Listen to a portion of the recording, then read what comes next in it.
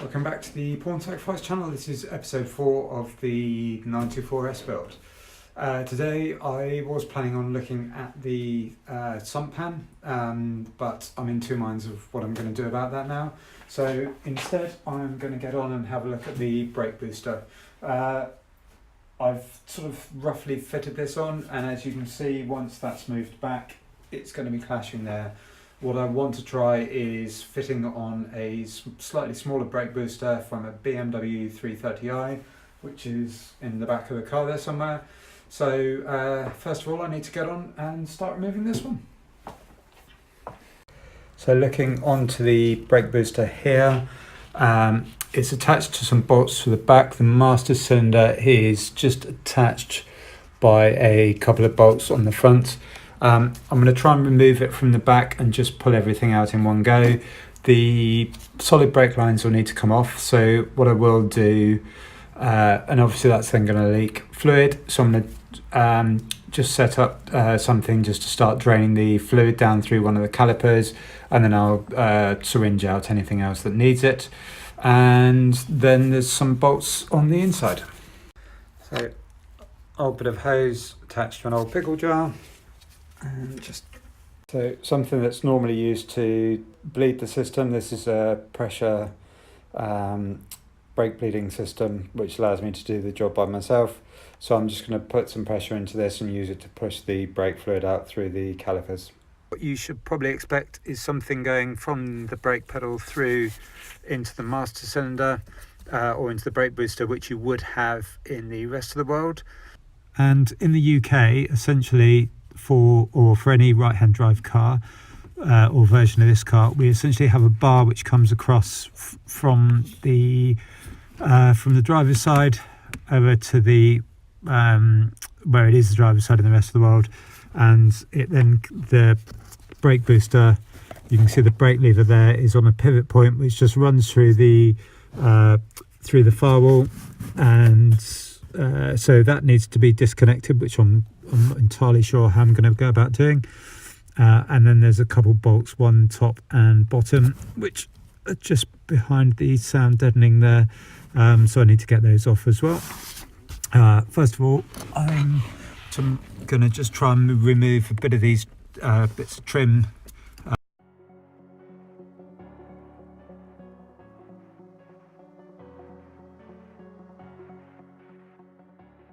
The first bolt came out really nice and easily. The second one, I can't get the socket in there, just to show you where the sound deadening has needed to be pulled back just to get a spanner in it. And yeah, I'm going to get cracking on that. Bolts now undone on the other side, and this is hopefully in a position to come off, although it doesn't. Oh yeah, it feels like it will do. I just need to remove these lines first of all. Just take this off, so release the pressure on that.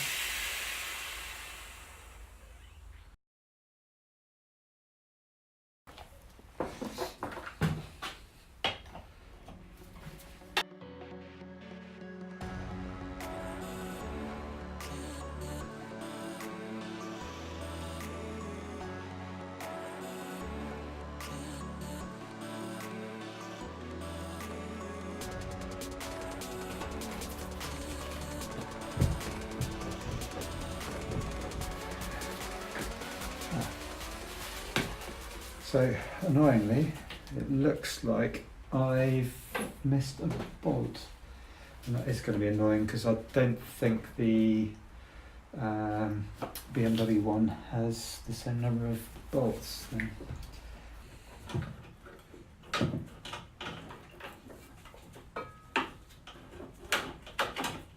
This is a right mess. Oh, so yeah, here we go. And that's all off.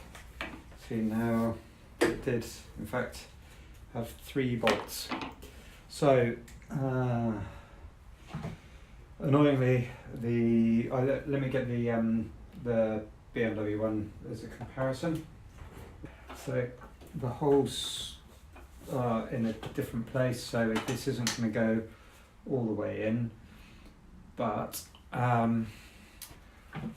immediately, yeah, I don't know if this is going to clear, and if it isn't going to clear and it is going to need to be cut, the intake, then I'm not sure.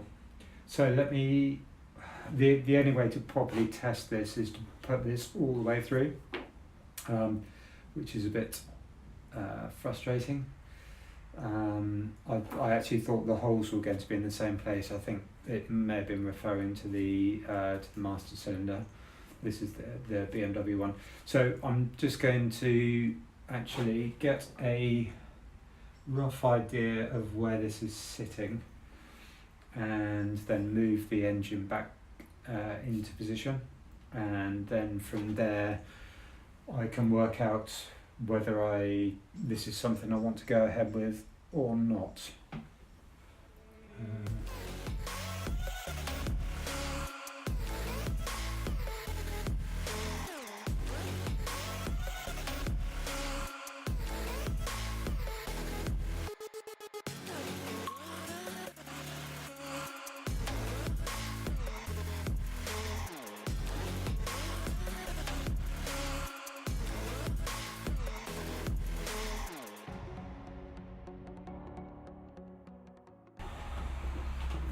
So that part of the plan is genius by the looks of it. I didn't think I was going to get that much space out of it.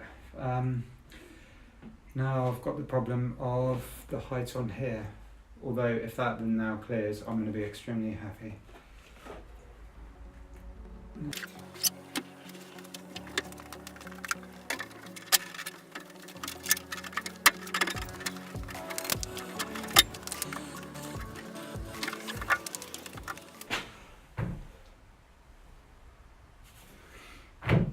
Seems to fit. I need to check. I think we'll get a camera underneath and a torch and just see how everything is fitting around here, and whether this is going to actually work or not.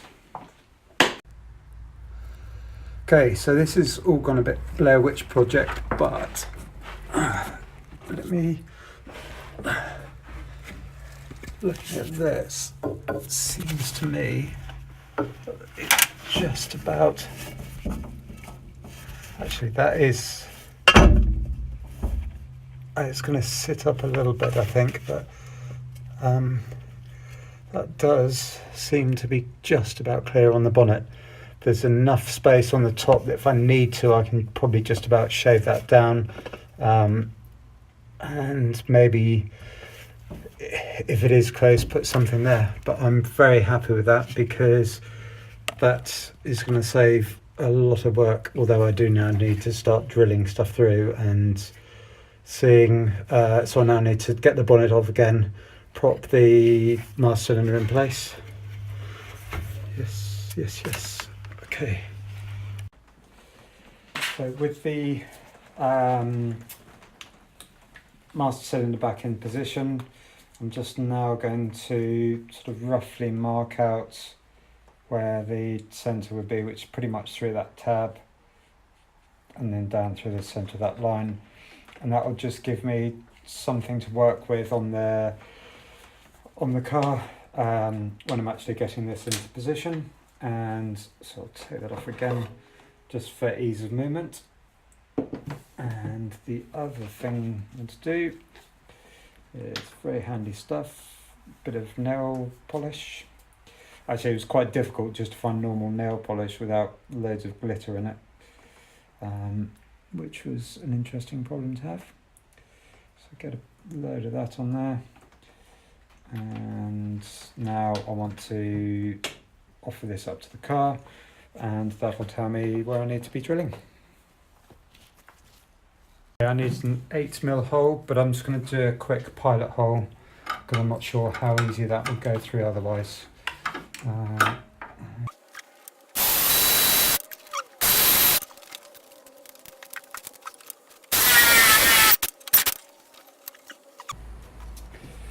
So brake booster holes now sorted, and it's roughly where I need it to be, which is good. There needs to be a bracket or something created on the inside, and I know now that I've got plenty of clearance here just because of where I've moved the brake booster, so that can go now for the time being. Just give me some room to work. So where I've now got the space to work there, I can take this out.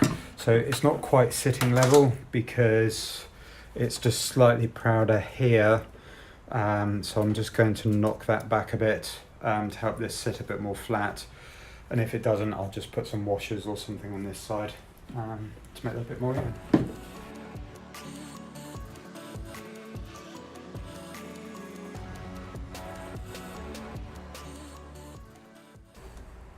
It's not better. I think that's enough. I'm probably going to end up trimming some of this down, so I'll use that to level it out. So I'm going to get some bolts on the other side and see about fitting up an adapter.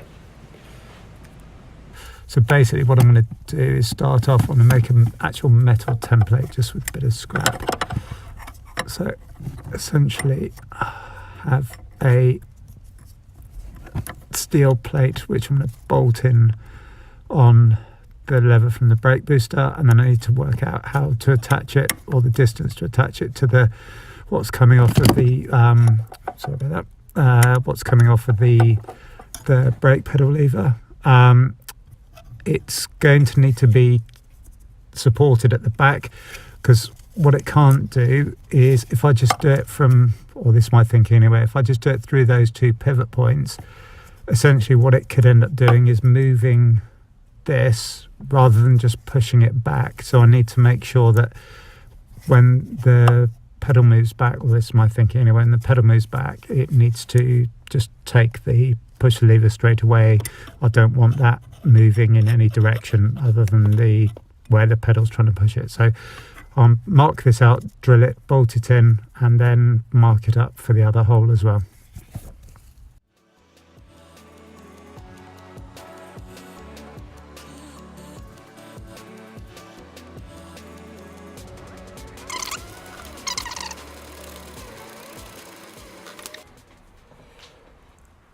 Okay, so the second location's marked out. I hope this is right. I tried to use the nail polish method, but it didn't really work, so I'm winging it slightly. So I'm just going to get this drilled now. Okay, so it seemed to have success. The bracket's on, and actually you might get to watch this. I need to go and try pushing the pedal and just make sure everything works. Obviously I can't do the two things at once, so I'm going to film it and then have a look.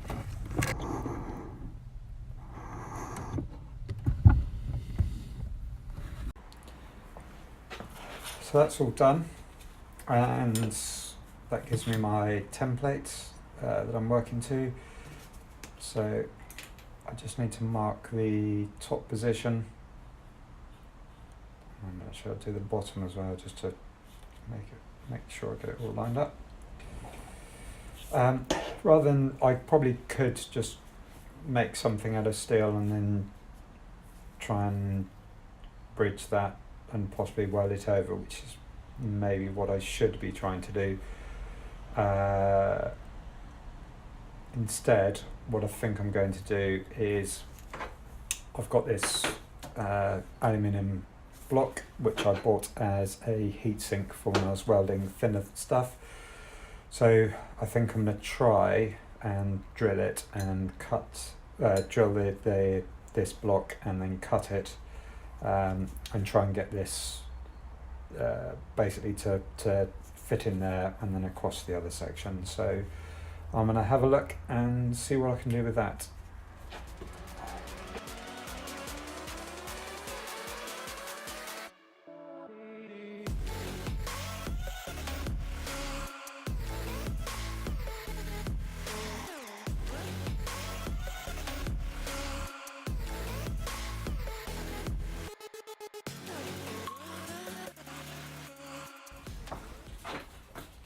So that's drilled, one 10 and one 8mm hole.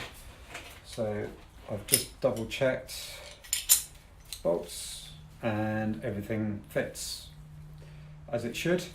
So now that that's done, I've got the mark out on here of where the lever needs to go, and how that needs to fit. So now that I've got this all sorted, I can start now cutting this down to size, and then making it into the shape that I need it, so it's as small and neat as possible.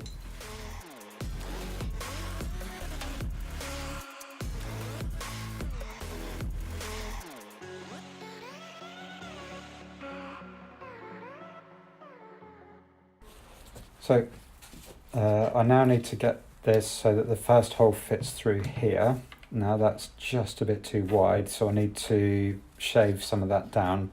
I'm going to just have to do that with probably just with a flat disc or something like that, just take some off. I want to mark it out now.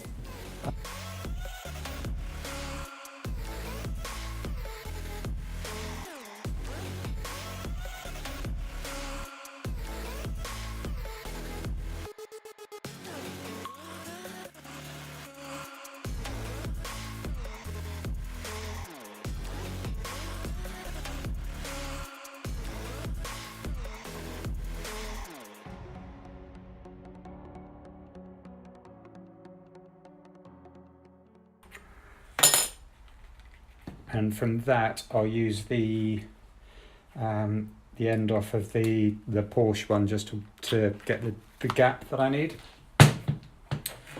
which would be,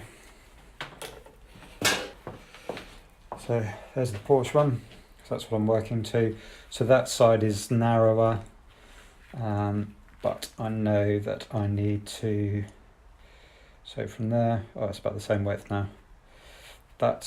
That's the gap that I need.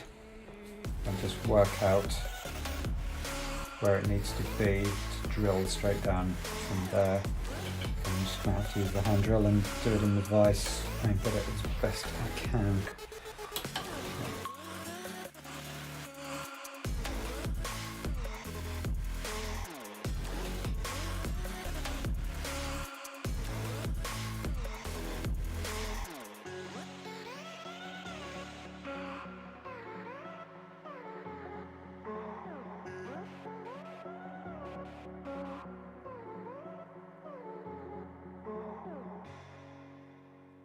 There's the finished bracket with much chopping and drilling and everything else.